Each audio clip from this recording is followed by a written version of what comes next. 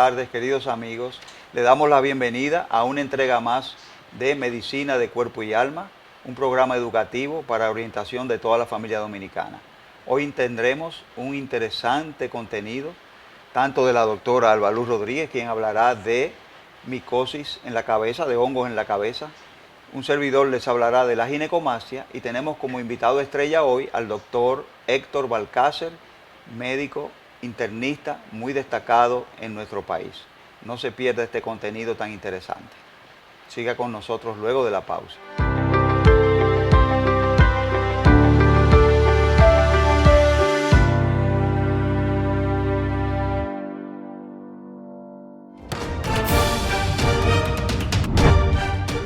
La Cámara de Diputados aprobó la solicitud del presidente Luis Abinader de extender el estado de emergencia por otros 45 días para continuar enfrentando la pandemia de la COVID-19. Asimismo, fue aprobado en segunda lectura el Código Penal, que impone duras penas a la corrupción, delito electrónico, falsificación de bebidas, medicamentos y alimentos, entre otras. El presidente Alfredo Pacheco defendió la aprobación del proyecto, señalando que fue el resultado del aporte de distintos sectores y más de 11 sesiones del Pleno. Los diputados aprobaron también en primera lectura y a unanimidad el proyecto que regula la lengua de señas y el sistema de braille en República Dominicana. Unas 55 reuniones de comisiones fueron realizadas esta semana, entre ellas la que crea el Ministerio de la Vivienda, Hábitat y Edificaciones, así como la bicameral, que estudia la modificación integral de la ley que crea el sistema de seguridad social. Cámara de Diputados de la República Dominicana. En Banreservas apoyamos la voluntad de quienes generan cambios para escribir nuevas historias. Por eso en 1979 nace el voluntariado Banreservas, que realiza acciones de sostenibilidad y solidaridad que mejoran la calidad de vida de miles de familias vulnerables, llevándoles dignidad y esperanza. Banreservas, 80 años siendo el banco de todos los dominicanos.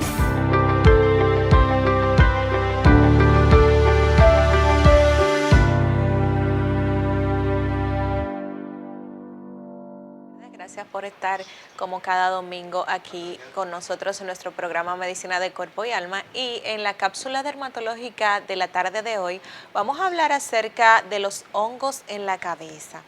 Los hongos o micosis son elementos parasitarios que son frecuentes en la población y muy frecuentes también en nuestros niños, en nuestros bebés. La población infantil es una de las más afectadas de los hongos que aparecen en el cuero cabelludo, aunque las micosis o hongos pueden aparecer en cualquier parte de la piel, como en las uñas, en las entrepiernas, en las axilas.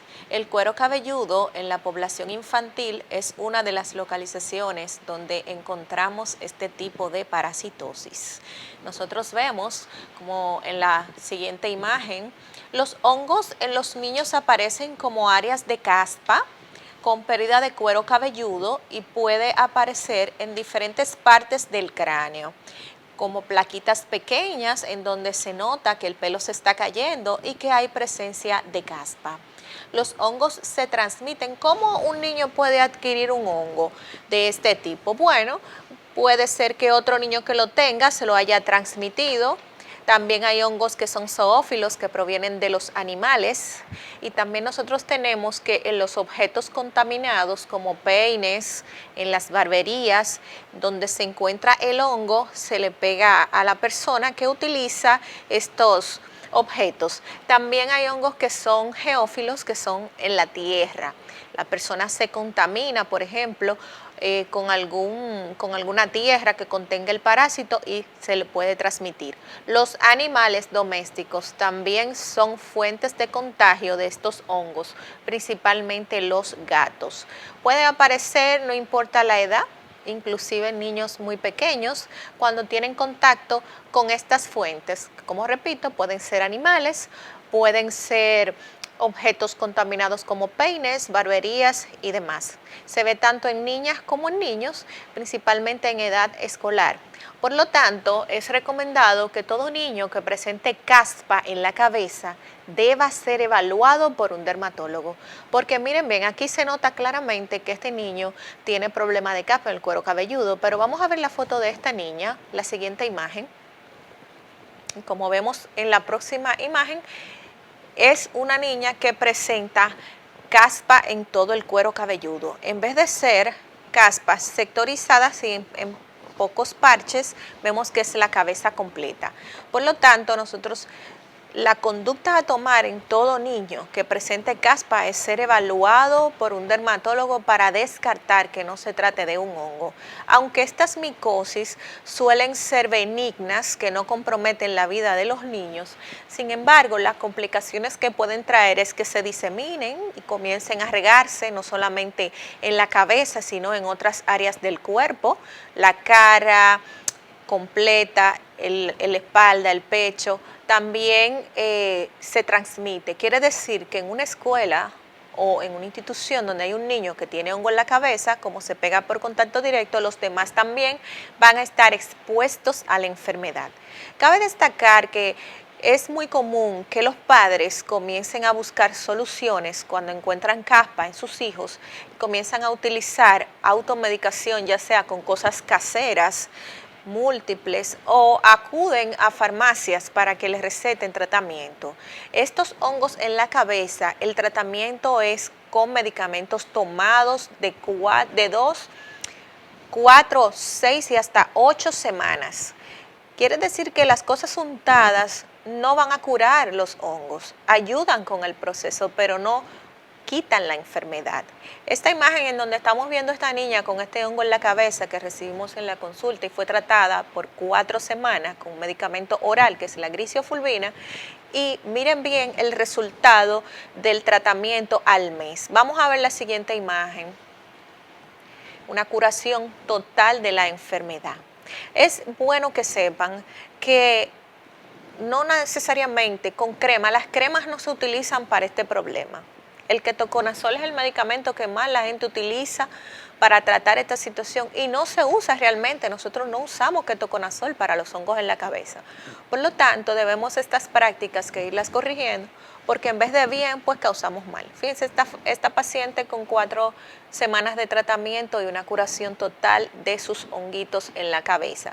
Recuerden siempre que si un niño presenta caspa, deben de tener sus peines aparte, pues potencialmente puede tratarse de un hongo. Y lo vemos en hembras, en niñas que no acuden a barberías, porque recuérdense que inclusive los animales de la casa, como los gatitos, pueden portar estos parásitos y los niños contaminarse. Por eso es que es bueno siempre que sean evaluados por un dermatólogo para que se aclare la situación de que si se trata de una caspa común o si se trata de una micosis. Y en las escuelas o colegios en donde se presenten niños con caspa en la cabeza, también necesitan recibir una intervención médica adecuada para que no se transmita dentro del recinto a los otros niños que van a la escuela. Hasta aquí mi cápsula dermatológica en el día de hoy. Sigan con nuestro programa Medicina de Cuerpo y Alma y luego de la pausa volvemos con nuestro conductor, el doctor Juan Carlos Estrella, hablando sobre la ginecomastia. Sigan con nosotros en nuestro programa. Luego de la pausa volvemos.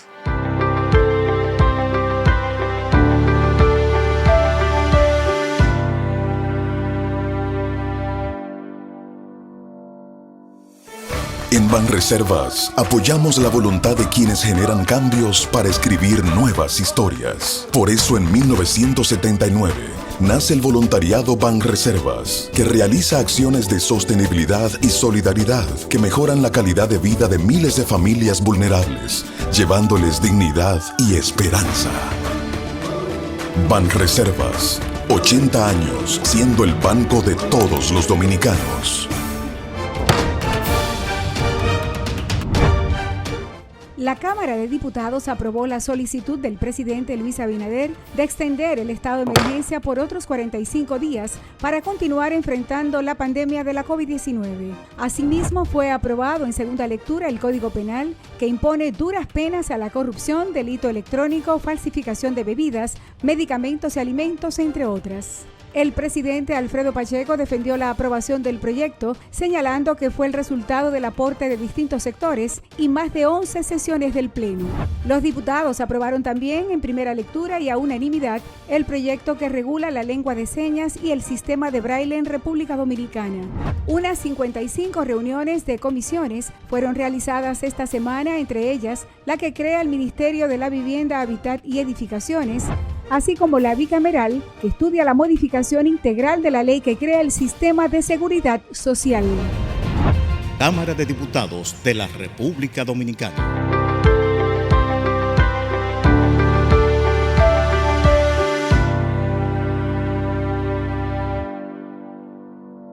Buenas tardes, queridos amigos. Hoy en nuestra cápsula urológica hablaremos sobre la ginecomastia.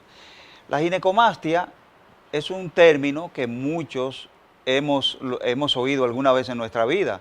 La ginecomastia no es más que el crecimiento de tejido mamario en el hombre.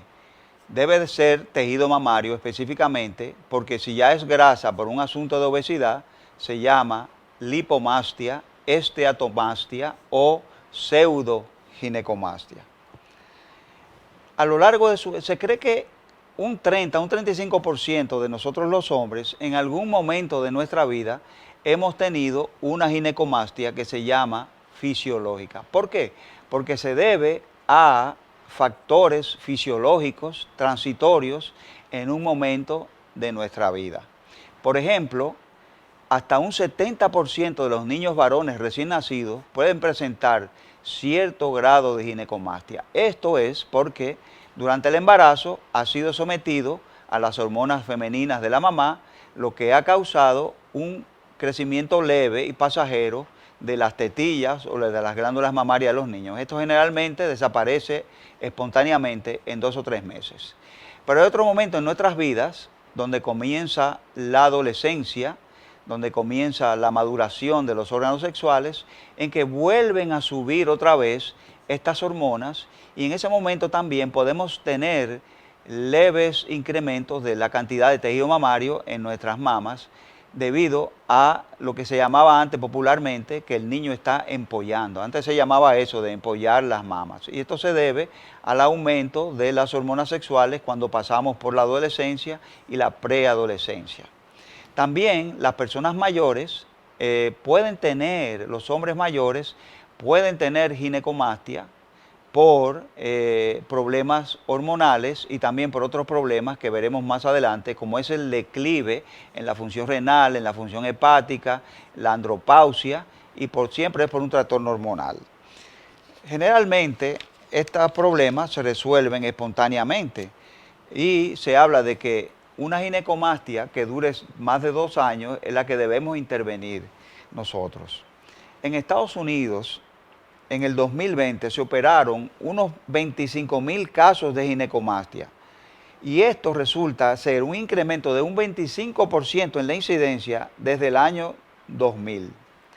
Este aumento se cree principalmente a los disruptores endocrinos, que ya hablamos en una cápsula urológica, y el abuso de los andrógenos, de los anabólicos en ciertos deportistas, como son los beisbolistas, las personas que se dedican a la halterofilia, las personas que se dedican al fisiculturismo. ¿Cuáles son los signos y síntomas? Bueno, el hombre va a empezar a notar sobre todo un aumento en el tamaño de sus tetillas. Bueno, ese caso de la pantalla es por obesidad. Eso es una pseudoginecomastia en un paciente masculino obeso. Eso no es una verdadera ginecomastia. Los signos y síntomas, como comenzamos a decir, es lo primero que se va a notar un aumento de tamaño de la glándula mamaria. Y a la palpación se va a notar, no es un tejido graso, vamos a decir que está disperso, regado y que siempre es móvil. Aquí vamos a ver, sobre todo debajo del pezón, de la tetilla o de la areola, vamos a notar un tejido un poco más consistente, un tejido encapsulado, pero también siempre móvil. Si tenemos algún tipo de ulceración o algún tipo de otra presentación, tenemos que recordar que el cáncer de mama ataca también al hombre. Es muy raro, pero también como es de raro, también es mucho más agresivo que en la mujer. Tenemos que estar en esto y siempre en una ginecomastia estar alerta de que no se trate de un tumor de mama masculino. Puede salir también un líquido lechoso y esto también es cuando está acompañado de un aumento de la prolactina. La prolactina es una hormona que se produce en el cerebro y que en un área que se llama la hipófisis, en el hipotálamo también, y que puede inducir a la producción de leche en la glándula mamaria. Las causas generalmente se deben a un desbalance hormonal, en que puede haber aisladamente o un aumento de los estrógenos o una disminución de la testosterona. Incluso un desbalance estrógenos dentro de niveles normales en un hombre puede causar ginecomastia. También tenemos que agregar que en el 20% de los casos de ginecomastia no se logra conocer la causa. Otra causa de ginecomastia son los disruptores endócrinos, y que fue el tema de una de nuestras cápsulas urológicas. Y que debemos mencionar, por ejemplo, los disruptores que están presentes en los productos de comiatría, en los productos de cuidado del pelo, como el champú, las cremas, todo eso. Hay un componente muy frecuente derivado de la lavanda y también del árbol del té. Es otro componente, no tiene nada que ver con el té que nos tomamos, que sí es bien beneficioso, la Camellia sinensis, pero esto es un árbol que se llama árbol del té, y que junto con la lavanda tiene un compuesto que se llama linolol, que también produce ginecomastia. También enfermedades crónicas en el cuerpo, como es el fallo renal. El fallo renal acumula urea y esto va dañando el testículo. Aparte de eso, en el fallo renal hay un aumento de la proteína transportadora de testosterona, lo que disminuye la testosterona libre y aumenta la acción de las aromatasas. También el fallo hepático, ya sea el hígado graso, la hepatopatía crónica no alcohólica, la cirrosis, las hepatitis crónicas, el consumo crónico de alcohol va a causar un problema, un retraso en el metabolismo, una interferencia en el metabolismo de los estrógenos, y esto van a aumentar su vida media, conllevando a la ginecomastia. Aparte de eso, en la andropausia también tenemos un cierto grado crónico de ginecomastia. La desnutrición puede causar ginecomastia por caída de los andrógenos en el hombre, y cuando el hombre comienza la renutrición, comienza a corregir su trastorno nutricional, también se puede presentar la ginecomastia. La ginecomastia también se presenta en varios tumores, como los tumores de testículo. Se calcula que el 10% de los tumores de testículos cursan con ginecomastia como una sintomatología clínica.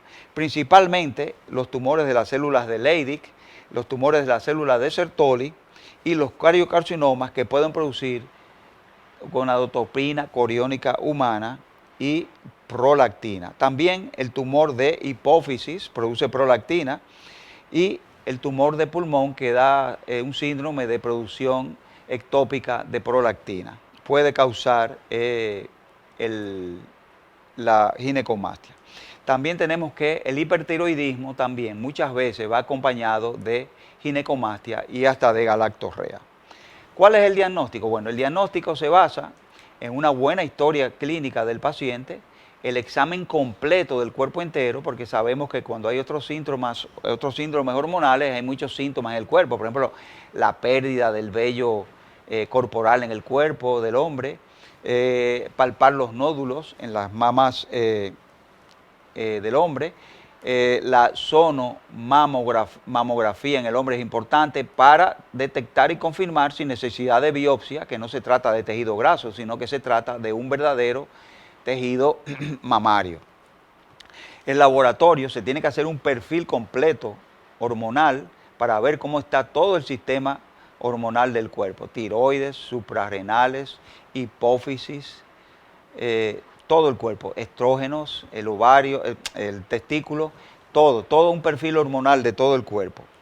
La sonografía testicular, el examen testicular también es muy importante para descartar un tumor testicular. y la biopsia o aspiración por aguja fina del tejido mamario para descartar los cánceres también. El tratamiento se basa básicamente en tratar de encontrar la causa de la ginecomastia. Recordemos que un 20% no se encuentra la causa y que debemos esperar un tiempo prudente después de corregir la causa para ver si la ginecomastia se corrige espontáneamente. Si no es así, tenemos que tratarlo. Existen dos tipos de tratamiento. Tratamiento médico, básicamente a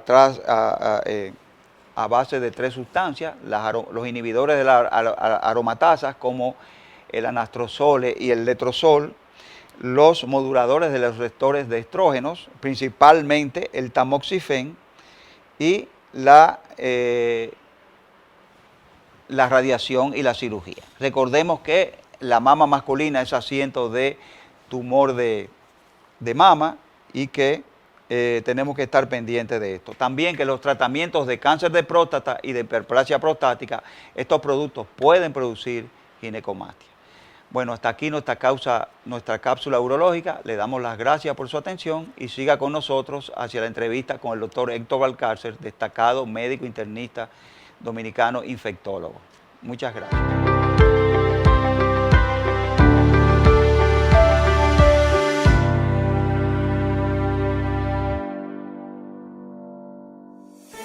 En Banreservas apoyamos la voluntad de quienes generan cambios para escribir nuevas historias. Por eso en 1979 nace el voluntariado Banreservas, que realiza acciones de sostenibilidad y solidaridad que mejoran la calidad de vida de miles de familias vulnerables, llevándoles dignidad y esperanza.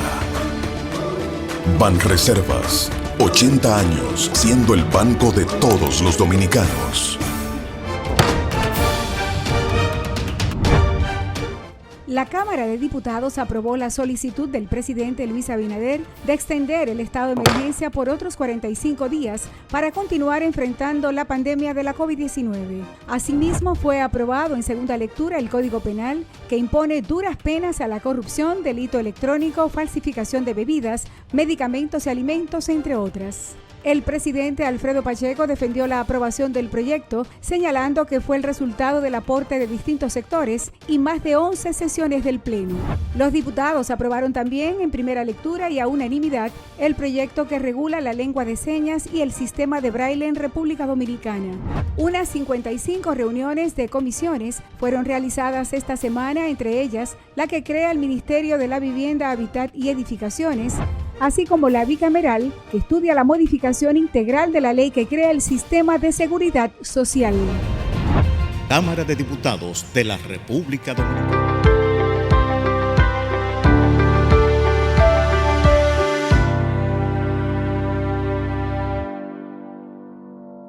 Queridos amigos, aquí en nuestro segmento final de Medicina de Cuerpo y Alma, y tal como habíamos prometido, tenemos un invitado muy especial. Tenemos hoy al doctor Héctor Valcárcer, médico infectólogo, especialista en enfermedades transmisibles. Buenas tardes, doctor. ¿Cómo está todo esto? Muy bien, gracias por la invitación. Un placer estar con ustedes y con las personas que miran el programa. Realmente un privilegio estar aquí compartiendo información con cada uno de ustedes. El privilegio es nuestro, doctor. Mire, hemos visto en la prensa, se ha mencionado en estos días, de que un ciudadano chino había llegado al país con síntomas de la viruela del mono. ¿Qué hay de cierto en esto? ¿Existe esa enfermedad? ¿Qué es lo que pasa? Mire, lo primero que quiero decir es que queremos parar eso de que fue un chino específicamente, porque ya estamos notando un poquitito de xenofobia. Estamos notando un poquitito de odio contra los nacionales orientales, contra las personas que vienen, los asiáticos. Pero hay que llamar la atención de que independientemente de la nacionalidad de esa persona, el asunto es que él y un grupo de amigos estuvieron en África. Regresaron de un viaje en África a los Estados Unidos. Uno de los amigos se dirigió al estado de Texas y el nacional chino vino a la República Dominicana a vacacionar.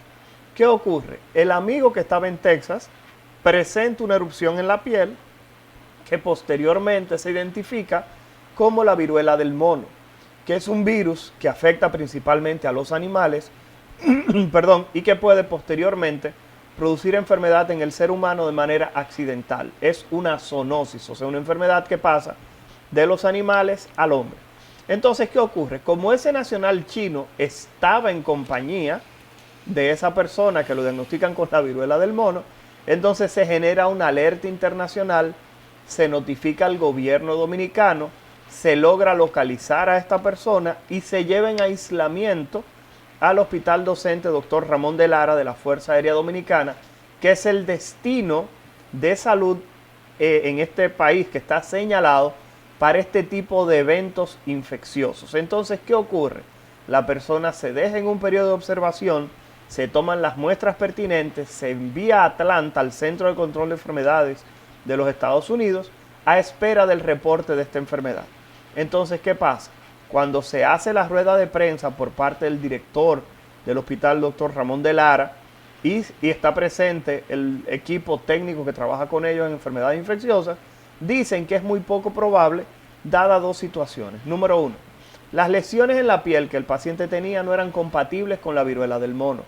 Y número dos, el tiempo que ya el paciente tenía de incubación hacía muy poco probable el diagnóstico de esta enfermedad. Entonces la gente se preguntaba, Balcácer, ¿y por qué todavía lo tienen en aislamiento? Y la respuesta es que estaba en aislamiento en espera de que los resultados de Atlanta llegaran con un resultado negativo. Por tal motivo, lo único que se estaba haciendo era cumpliendo el protocolo. Muchas personas en nuestras redes sociales nos escribieron que si eran las 7 plagas de Egipto que no habían caído arriba.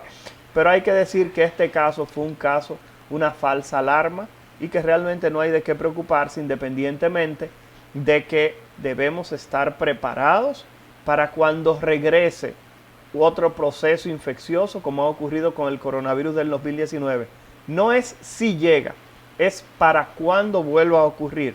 Fíjense que cada cierto tiempo aparecen enfermedades que generan preocupación a nivel mundial. Sí, doctor, este señor ya fue dado de alta, ya después que dio negativo. Claro, claro. Recordar que esto es una enfermedad, vuelvo y comento, que pasa de los animales al hombre. La mayoría de los animales que se encargan de la transmisión desde lo que es el ambiente salvaje a los seres humanos son muy limitados. Y aquí en la República Dominicana los animales que sirven justamente como vector o como medio de transmisión no tienden a ser tan frecuentes en nuestro territorio, independientemente de que los hurones pudieran ser transmisores, pero repito, el virus no se transmite de manera salvaje en la República Dominicana porque no existe esa cadena también identificada de transmisión del virus. Por eso en República Dominicana en este momento no existe transmisión de la viruela del mono. Además de que la transmisión entre seres humanos de esta enfermedad no es tan eficiente. No es como la viruela normal que existía, repito, porque también esto de la viruela del mono quiso traer una discusión. No es lo mismo viruela que varicela. Lo primero que hay que decir es que aquí en República Dominicana se utiliza el término de manera indistinta. Las personas dicen, a mi hijo le dio viruela. No. El último caso de viruela fue a finales de los años 1970, con el último caso ocurriendo en octubre del 77, en un país africano, en Somalia específicamente, y hay que reconocer que ese fue el último caso de viruela en el mundo. O sea que cada vez que a su hijo le sale, o a su hija le salen esas lesiones llenas de agua, que pican mucho, que después la gente se rasca y le deja marcas en la cara, que quizá usted que está viendo el programa le pasó eso, hay que reconocer que eso es varicela, ya que la viruela, además de todo, escuchen esto, es una enfermedad que tiene una mortalidad tan elevada como un 30%, es decir, que de cada 10 personas que le daba viruela, 30 perdían la vida. Por tal motivo, repito, reconocer que cuando a usted le salen esas bolitas llenas de agua, estamos hablando de varicela, no de viruela, que fue la primera enfermedad en el mundo erradicada por vacunas.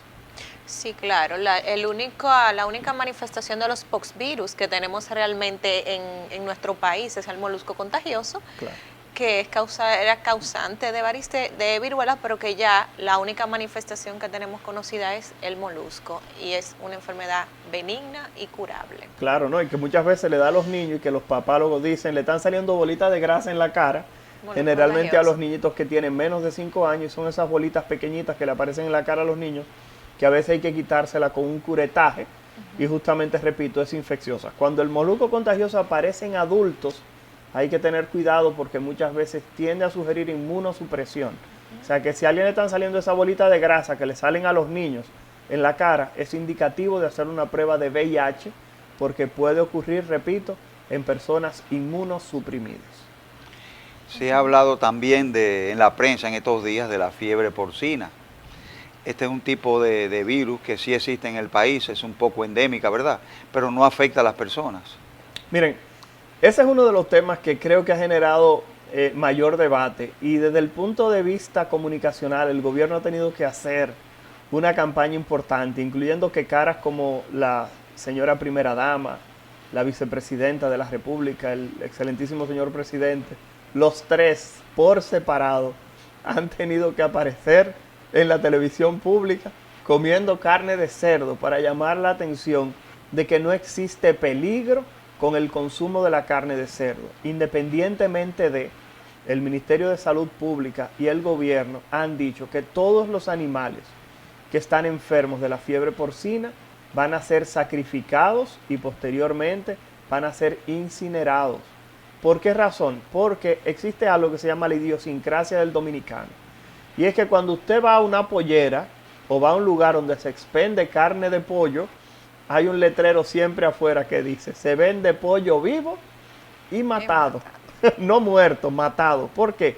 Porque justamente es para llamar la atención de que ese pollo estaba sano, estaba saludable, y que perdió la vida porque con un hecho violento lo mataron para que usted pudiera consumirlo. Porque inmediatamente la gente comienza a hablar de carne manila, de carne dañada, de pollos que se ahogaron, que son términos que uno escucha en el día a día. Por tal razón, en caso de que de manera accidental usted ingiriera la carne de un cerdo que falleció, de lo que conocemos como la peste porcina o la fiebre porcina africana, hay que reconocer que este virus no afecta en lo absoluto al ser humano. O sea que el consumo de carne de cerdo es seguro en este momento. Los entrevistadores debieron traer una carnita de cerdo para no comer aquí, no. para que ustedes vieran que realmente no hay ningún tipo de peligro. Pero en nuestras redes trataremos de subir un videíto, nosotros comiendo carne de cerdo, para que ustedes sepan que no hay ningún tipo de temor del consumo de esta carne, porque realmente no hay casos reportados nunca de fiebre porcina que haya afectado al ser humano. Y es bueno hacer la aclaración, ya que inclusive hay inflación. Actualmente el pollo está más caro, las otras carnes están más caras, ya que la gente no está consumiendo cerdo. Inclusive las personas que venden comida callejera, muchos se han cohibido de vender la carne de cerdo. La gente no la está comprando, pero el pollo está más caro ahora. No, y hay que aclarar, doctor, de que la causa del sacrificio de esos cerdos es para evitar que la enfermedad se propague entre ellos mismos, para que zonas donde todavía no ha llegado la fiebre de la peste porcina no le llega a esos productores. Quizás se pueda salvar parte de la producción nacional. Es interesante esto que usted plantea, porque repito, creo que hay que repetirlo de nuevo. El sacrificar estos cerdos es justamente con la finalidad de tratar de erradicar lo que es el cuadro infeccioso de los demás cerdos, tratar de proteger a esos porcinos que quedan, para tratar de que en diciembre la famosa pierna de cerdo o la carne de cerdo que nos comemos junto con ese moro y esa ensalada rusa siga perteneciendo a lo que es el plato tradicional de Navidad, y que usted no tenga que pagar 10,000 pesos por una pierna o por un pedazo de cerdo, porque si se escasea, entonces tendremos un precio bastante caro del cerdo. De todas formas, hay gente que no se lo come, aunque podemos recomendar el consumo de carne bien cocida de cerdo, también por otros tipos de enfermedades. Hay gente que no se lo come, no vaya a ser cosa de que sea el primer caso de una zoonosis de fiebre porcina que saltó a un humano. Señora, pero la probabilidad es muy leve. Claro, no, doctor. Lo primero es que hay que reconocer que en República Dominicana ya hemos tenido fiebre porcina con anterioridad, y en los años 70 tuvimos justamente un brote de fiebre porcina con un sacrificio de miles de cerdos también, y no ocurrió ningún caso en seres humanos, ni está descrito en la literatura médica ningún caso de fiebre porcina en seres humanos. O sea que, repito, es bastante seguro el consumo, pero es importante que las personas sepan primero que no es la primera vez que ocurre fiebre porcina en el país, que se sacrifiquen los cerdos para evitar que otros cerdos se infecten, no para que la salud del ser humano no se vea comprometida, sino para tratar de salvar a los otros cerditos que no han estado en contacto justamente con secreciones o con cerdos que estén enfermos. Y otra cosa es que en países endémicos donde la peste porcina está siempre, nunca ha habido un caso en humanos. Exactamente, hay que decir que esta es una enfermedad que en África es prevalente, que hay países africanos que se reconocen como países que tienen fiebre porcina todo el año. Es tanto así que existen cerdos de vida libre, que es una mezcla como entre jabalí y salvajes. cerdo, sí, pero que es una mezcla como entre jabalí y los puerquitos que nos comemos. Y ese tipo de cerdos pueden ser hasta inmunes a la enfermedad. Le puede quedarse con la enfermedad todo el tiempo, pero ellos no mueren. Entonces, por tal razón, las personas viven con esos cerdos, se lo comen también porque están sanos y no le pasa absolutamente nada a estas personas que lo comen. Y son países, como dice el doctor Estrella, que tienen una población de cerdos y con la enfermedad todo el tiempo. Así como tenemos dengue aquí en República Dominicana todo el año, ellos tienen fiebre porcina en sus animalitos durante todo el año también. Que no es como el caso del pollo y la gripe aviar, que sí se transmite a los humanos. Sin embargo, con el hecho de cocinar a una temperatura aceptable los alimentos, cocerlos bien, esta enfermedad, por ejemplo la gripe aviar, no pasa al humano. Si usted se come un pollo bien cocido que tiene gripe aviar, no le pasa al humano. No, tiene toda la razón. Eso de la gripe aviar, recordad que es un proceso respiratorio causado por el virus de la influenza, que es un virus que produce manifestaciones respiratorias, sobre todo gripales, independientemente de que algunos grupos pueden presentar formas graves o severas por esta enfermedad, generalmente por entrar en contacto sobre todo con las secreciones de los pollos, sobre todo al momento de estos producir sus heces. Recordar que las mismas pueden volatilizarse en algún momento, o sea, pasar al aire, usted respirar y presentar algún tipo de enfermedad. Hay que decir que la carne del pollo tampoco transmite esta enfermedad y sobre todo, como dice el doctor Estrella, cuando el mismo se coloca a altas temperaturas. Dale. Sí, es bueno recordar, no recordar, sino hacer énfasis en eso de lo de la fiebre porcina, porque uno lee muchos artículos en las redes sociales que causan temor. Por ejemplo, leí que los Estados Unidos había prohibido la importación de cerdos que provienen de la República Dominicana por la fiebre porcina. Pero, como usted bien aclara, es justamente para evitar no que el humano se contamine, sino que como está esto de que se están muriendo los cerdos, sacrificando los cerdos, yo imagino que será que tampoco para que los de ellos se vayan a contaminar en ciertos...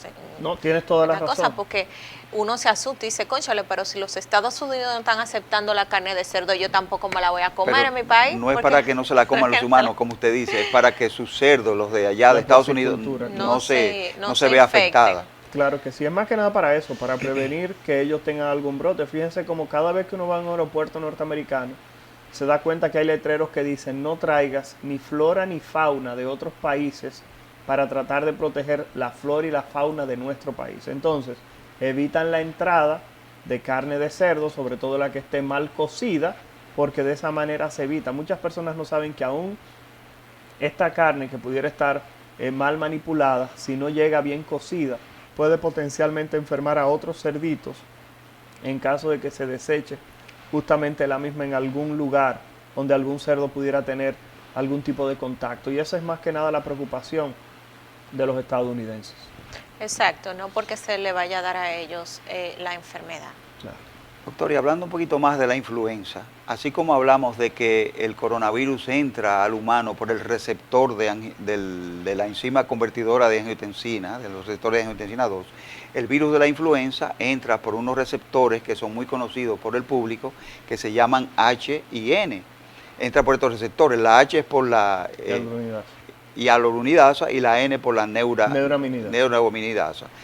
Entonces, ¿cuántos subtipos hay? Por eso se combinan H1, N1, H2, N5, H3, N7. Existen varios números que creo que en ocasiones llega hasta el 9. Lo único que estamos llamando aquí es que, como usted bien decía, la importancia de esto es que cuando se le da un nombre se puede generar algún tipo de respuesta contra.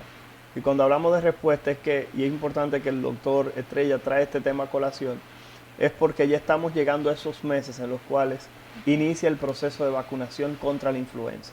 A pesar de que en los Estados Unidos se comienza a vacunar desde otoño, en la República Dominicana lo tradicional es que las compañías que traen la vacuna de la influenza lo hagan a partir de octubre.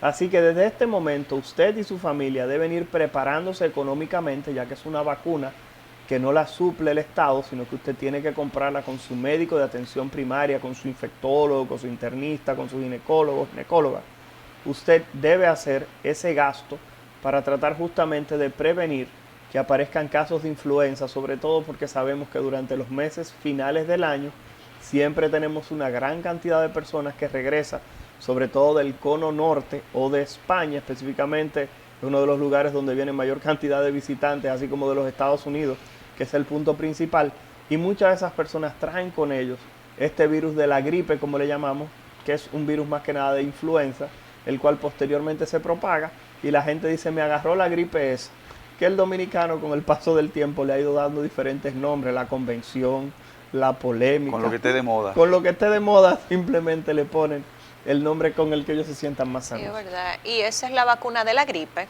Sí, lo que la gente le llama la vacuna de la gripe. Ahora que estamos en el medio de este proceso de vacunación del coronavirus, que la primera, la segunda dosis, la tercera dosis, ¿se puede uno vacunar de la influenza? ¿Qué usted recomienda en el medio de toda esta vacunación del coronavirus? Claro que sí. Es tanto así que la Organización Mundial de la Salud plantea que debe ser prioridad que las personas se apliquen también su vacuna de la influenza o contra la influenza. ¿Por qué razón? Porque esta vacuna evita que usted presente un cuadro respiratorio que además de eso, imagínese que usted se infectara con coronavirus. Se sabe que las coinfecciones, o sea, tener más de una infección por un virus que produce daño a nivel de un órgano, puede provocar una lesión superior en el órgano que es atacado. Entonces, imaginemos que usted haga influenza y que por alguna razón también haga coronavirus. Estamos hablando de un cuadro que puede ser potencialmente fatal para esa persona. Entonces, no olvidar que la vacuna de la influenza es una vacuna que se aplica una vez al año y que esta vacuna te brinda protección por el año completo. Al año siguiente debes vacunarte y que si en una casa hay 4 personas, las 4 deben recibir justamente la vacuna de la influenza. Por último, llamar la atención de que la influenza es una enfermedad que solamente en los Estados Unidos produce cerca de 30 a 35 mil fallecidos cada año y que mientras mayor edad o mayor compromiso el sistema inmunológico tenga alguien, mayor probabilidad tiene también de presentar alguna manifestación grave. Sí, claro, porque la influenza de por sí es igual de grave que el coronavirus. Sí. Matan igual. Igual. Recordemos la epidemia del año 1918, mató 7, 8 millones de personas. ¿Hay alguna persona que hablan de más? De más. Cientos de millones. Muy de peligroso. Y duró 12, 3 años. Parece que las pandemias duran ese periodo de tiempo. Sí, lo que pasa es que los virus tienen una característica y es que a medida que el tiempo va pasando, se van modificando para infectar mayor cantidad de personas, pero disminuye lo que es la mortalidad, porque al virus no le interesa matar realmente a las personas, porque si tú lo matas muy rápido, el virus entonces pierde la capacidad de transmitirse. Por eso algunas enfermedades, por ejemplo como el ébola, ustedes ven que producen un brote en un momento, pero desaparece. ¿Por qué? Porque la gente enferma tanto que la probabilidad que tiene de pasar la infección simplemente se reduce. Disminuye. Bueno, y estamos en nuestro último segmento conversando con el invitado. En el día de hoy tenemos al doctor Héctor Balcácer, médico infectólogo. Y estamos hablando sobre las enfermedades que están en la palestra infecciosa de nuestro país, como son la viruela del mono, estamos hablando sobre coronavirus, estamos hablando de influenza y también de la peste porcina. Luego de esta pausa comercial volvemos, quédese con nosotros en esta entrevista que hoy está muy, muy buenísima. Así que aquí, luego de esta pausa, continuamos con nuestro doctor Héctor Balcácer.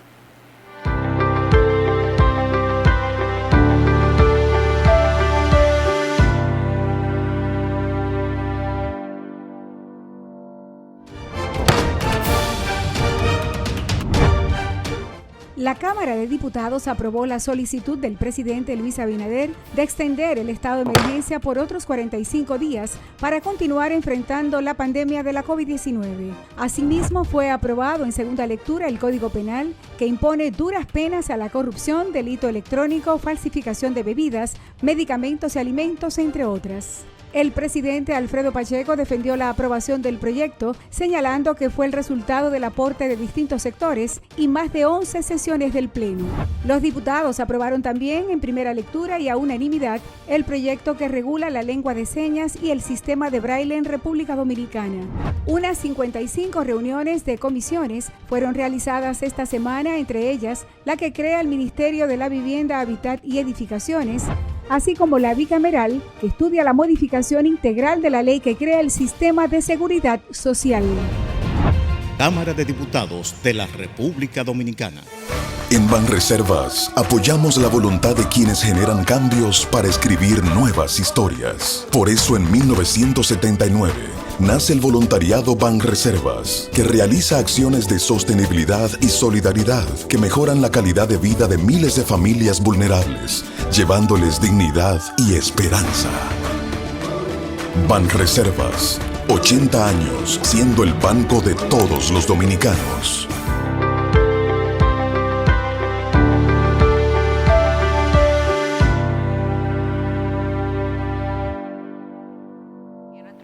Medicina de Cuerpo y Alma, y estamos en la conversación con nuestro invitado en la tarde de hoy, el doctor Héctor Balcácer, médico internista, infectólogo, hablando sobre los temas que están en la palestra en nuestro país de etiología infecciosa, como es la peste porcina, estamos hablando del coronavirus, influenza, la viruela del mono, y retornando a nuestro segundo segmento, queremos saber, doctor, todavía a esta altura, ya más de un año prácticamente y medio de la pandemia, tenemos que hay pacientes o personas que no se quieren vacunar, que se niegan a recibir ni siquiera la primera dosis de la vacuna.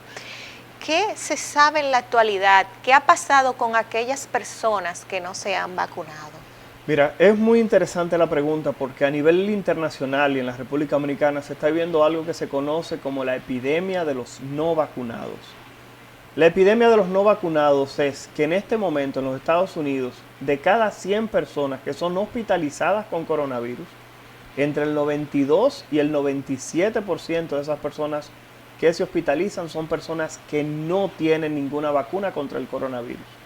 Razón por la cual esto ha llevado un incremento en los casos de coronavirus, sobre todo en esas poblaciones, repito, que no han recibido ningún tipo de inmunización contra el coronavirus del 2019, llevando de manera lamentable a que muchos gobiernos ya locales o federales tomen medidas que se consideran no alegres o no muy democráticas para tratar justamente de forzar a que esas personas se tengan que vacunar. El presidente Joe Biden dice que el proceso de vacunación no va a ser obligatorio. Sin embargo, dice que los empleados federales, o sea, los que dependen directamente del gobierno central, o se vacunan o van a tener que hacerse una prueba de coronavirus todas las semanas para poder permanecer en sus puestos de trabajo. Ya hemos visto las medidas que ha tomado Macron en Francia, evitando que las personas participen, los no vacunados, de aquellas actividades que no son esenciales, por ejemplo, discotecas, restaurantes, bares, obras de teatro, partidos cine, de deporte, partidos justamente asociados de fútbol, etcétera, o actividades deportivas. Entonces, por tal razón, este tipo de medidas se están tomando porque justamente los brotes que están ocurriendo en la mayoría de los países se están observando en personas que no tienen sus vacunas aplicadas. Por tal motivo, ha llevado a que se tomen medidas de este tipo. En Tennessee, en los Estados Unidos, la Universidad de Tennessee solicitó que todo el estudiantado necesitaba de manera obligatoria aplicarse la vacuna. Parte de las personas del campus universitario sometieron un recurso frente a un tribunal. Y oh sorpresa, el tribunal dijo que sí, que para usted poder participar de las actividades académicas en esa universidad, tenía que estar completamente vacunados. ¿Por qué?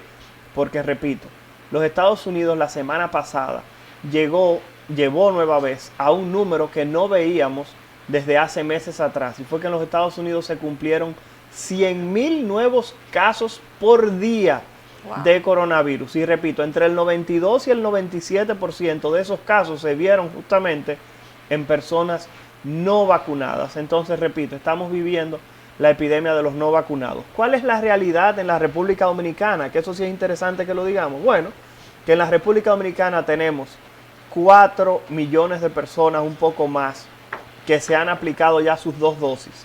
Sin embargo, tenemos 5 millones y medio casi de personas que se han puesto la primera dosis.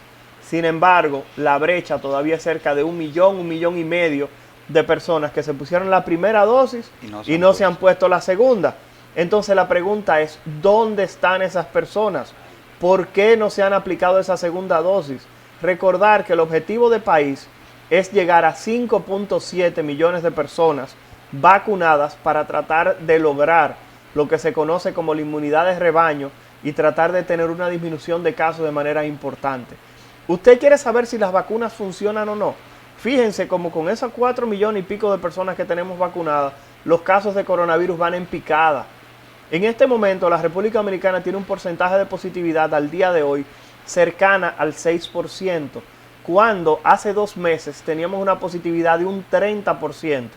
¿Usted sabe lo que significa eso? Que hace 2 meses, cada vez que usted hacía 100 pruebas de coronavirus, 30 personas estaban resultando positivas. En este momento, de cada 100 que usted hace, solamente 6 están saliendo positivas, lo que significa que las vacunas sí protegen. Así que por favor, pueblo dominicano, vamos a ir a vacunarnos. Vaya a aplicarse la dosis que le corresponda. Y si usted se puso la primera, vaya por favor a colocarse la segunda, ya que una sola vacuna no brinda protección completa. No es como si no tuviera nada. Y mientras más tiempo espere para vacunarse, va a ser peor. Claro. Pero doctor, ¿se ha visto que entonces la vacuna china, la Sinopharm, la Sinovac que se está poniendo aquí funciona? Porque mire la disminución de los casos y los aprestos del gobierno para que la gente se vacune, y ha habido una real disminución. Claro que sí, ¿no? Eso es algo que hay que reconocerlo. Independientemente de que la vacuna Sinovac no sea la vacuna que brinda la mayor protección, la probabilidad para evitar que usted se infecte va de un 50 a un 65%, o sea que corta a 1 de cada 2 o por lo menos 2 de cada 3 que se iban a infectar, lo que significa que la vacuna Sinovac ha llenado su objetivo, ha cumplido su misión. En este momento tenemos Pfizer, tenemos Sinovac, tenemos AstraZeneca, o sea, señores, estamos dentro del 15% de la población del mundo. Eso significa que de cada 100 gente en el mundo, solamente 15 tienen acceso a las vacunas, y usted como dominicano y dominicano, como residente legal en el país, usted simplemente tiene que dirigirse a un puesto de vacunación con una identificación y lo van a vacunar, señores, sin tener que pagar un centavo. Recuerden que en este momento vacunarse es un privilegio, no solo en República Dominicana, sino en el mundo. ¿Cuántos países ahora mismo no tienen disponibilidad de vacunas? Y tengo amigos en España realmente que ahora es que van a ponerse la primera dosis. En España, que hay sitios en Europa donde la gente ahora es que va a recibir su primera dosis de su vacuna. Y no solamente usted puede elegir la vacuna que usted quiere, sino que también la es que gratis. y allá le ponen es por sector, y aquí le toca la Moderna. Aquí en Santo Domingo la gente podía la AstraZeneca, teníamos varias opciones, pero yo tengo amistades en Europa que le ponen el estado y dice la que hay esa es la que hay que ponerse.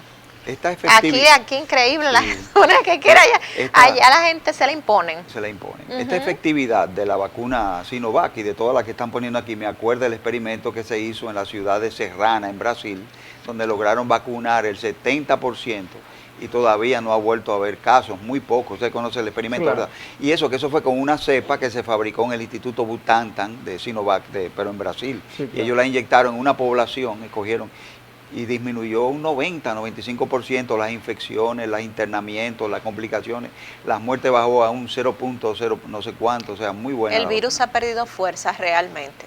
Para cómo comenzó la pandemia, el virus ha perdido mucha fuerza. Lo que pasa es que hay que reconocer que en ese momento no había nadie ni con protección ni con vacunas. En este momento en la República Dominicana saben que tenemos cerca de 400,000 personas que se han infectado reportadas, que ese número siempre hay que multiplicarlo por 8 o por 23, lo que quiere haber dicho que aquí tenemos millones de personas que se han infectado con coronavirus, y además de millones de personas infectadas con coronavirus, tenemos más de 4 millones de personas vacunadas. Pero repito, el que no tiene ninguna dosis, que comience, y el que tiene una, que por favor se ponga la segunda, para ir dejando menos personas vulnerables al coronavirus.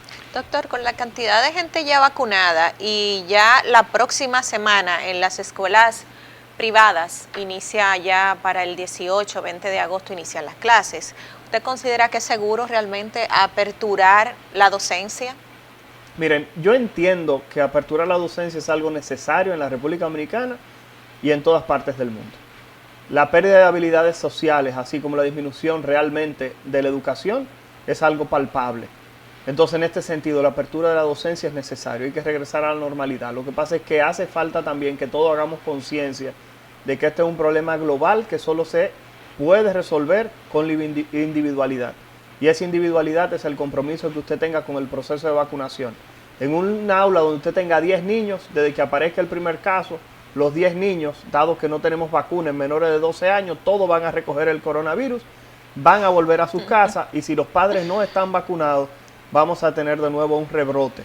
Por tal razón, jóvenes, padres, tutores, tengan la vacuna aplicada en el hogar, porque cuando comiencen los colegios y las escuelas presenciales, podríamos tener otro rebrote y usted llevar justamente mortalidad y enfermedad a sus casas si ustedes, los adultos, no se vacunan. Los niños van a actuar como si fueran una especie de vectores, ¿no? Lo van a llevar a la casa. Bueno, señores, hasta aquí nuestro programa. Quisiéramos seguir conversando con el doctor Balcácer. Gracias por su destacada intervención en este programa. Le damos las gracias a ustedes por su atención y prosiga con la programación de Canal 19 y le invitamos también a que nos sintonice el próximo domingo en Medicina de Cuerpo y Alma. Gracias.